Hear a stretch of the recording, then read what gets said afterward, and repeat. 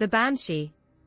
It was late on a Saturday night when Ava, a young woman living in a small apartment in the heart of the city, sat alone at her kitchen table. She had just moved to this apartment a few weeks ago, and though the city felt overwhelming at times, she was slowly settling in. Her phone buzzed with a message from her mom. "How's everything going, sweetie? Are you okay?" Ava smiled, tapping a quick reply. "All good, just a quiet night in. Love you." She glanced at the clock on the wall, 11:45 p.m. The apartment was quiet, save for the hum of the refrigerator, and the distant sounds of car horns from the street below. She set her phone down and opened her laptop, hoping to catch up on the TV series she had been watching all week.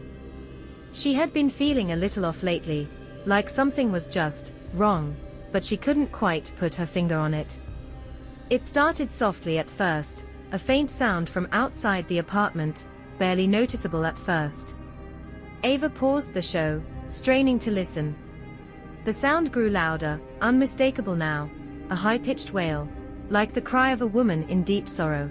She stood, walking to the window, expecting to hear someone in distress, perhaps a woman crying for help. But the street below was empty, bathed in the harsh glow of streetlights. The wailing continued, echoing through the night. Ava felt a chill creep down her spine. Where was it coming from? It wasn't like a normal siren or noise from the city. This was something different, something unnatural. Ava shook her head, trying to push the unease away. She grabbed her phone, thinking she would distract herself by texting a friend. But when she unlocked the screen, something made her pause. There was a missed call from her brother, James, odd, considering he rarely called at this hour. Ava quickly dialed his number back, her heartbeat quickening as she listened to the ringing on the other end. But then, instead of James's voice, she heard the same wail, that dreadful, mournful cry, repeating over and over through the call. Ava's hand trembled as she pulled the phone away from her ear. Her heart raced. Was this a prank? Her fingers hovered over the screen, but then she noticed something else, the time of the missed call.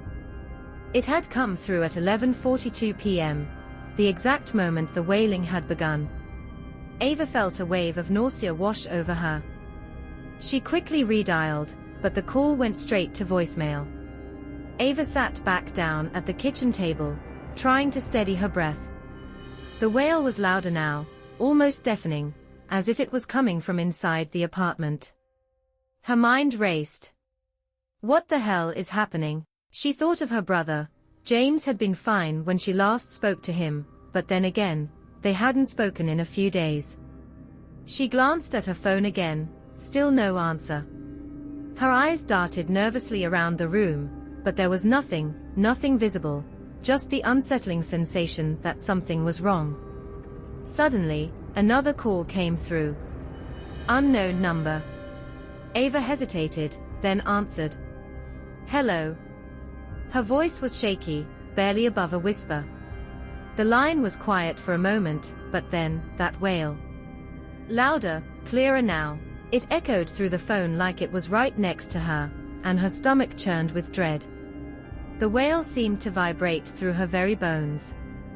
Then, a soft voice spoke, barely audible over the wail. Ava, it's James. Before she could say anything, the call disconnected, and the wail immediately ceased. Ava stared at her phone, too stunned to move. It took her a moment to gather herself, before dialing her brother again. But this time, it went straight to voicemail. Her heart was pounding. Something wasn't right. She stood up, pacing the apartment, trying to make sense of what had just happened. The wail had sounded like it was tied to her brother's name, but she couldn't explain how. She tried texting him, but there was no reply. No calls. Nothing. It wasn't until the next morning that Ava got the call she had been dreading. Her mother's voice, trembling with grief, came through the line. Ava, I don't know how to tell you this. James, he's gone. He passed away last night. Ava couldn't understand. How could it be? James had been perfectly healthy. But then, she thought back to the strange call, to the wailing cry that seemed to foretell his death. Her mind kept racing. Was it just a coincidence? Had she really heard the Banshee's wail?